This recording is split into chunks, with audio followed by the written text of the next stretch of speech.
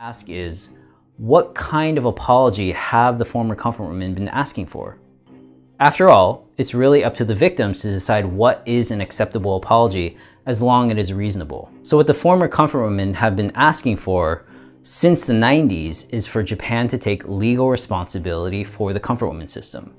Taking legal responsibility entails enacting legislation that grants official reparations to victims, accepts responsibility for violating international laws that existed at the time, officially apologizes on behalf of the Japanese government, and promises to educate and inform Japanese people on the history of the comfort women. And these demands don't seem unreasonable, especially considering that other governments have done things like this before.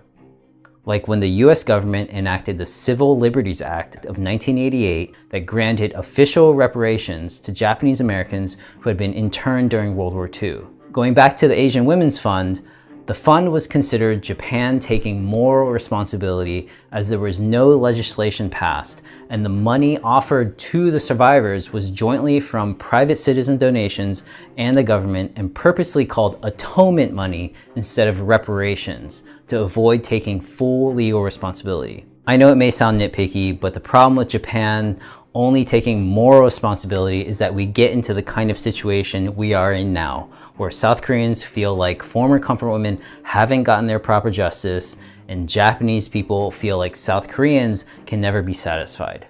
More on this later. One of the big reasons that Japan believes it doesn't need to take responsibility for the comfort women issue is because of an agreement made in 1965 between Japan and South Korea, where Japan paid $800 million to South Korea that, according to Japan, settled all claims regarding their occupation of Korea completely and finally. In 2005, documents that had been kept secret for 40 years regarding the agreement were released, which, according to experts, shows that the agreement covered property and forced labor wage claims, but did not include crimes against humanity like the comfort women system.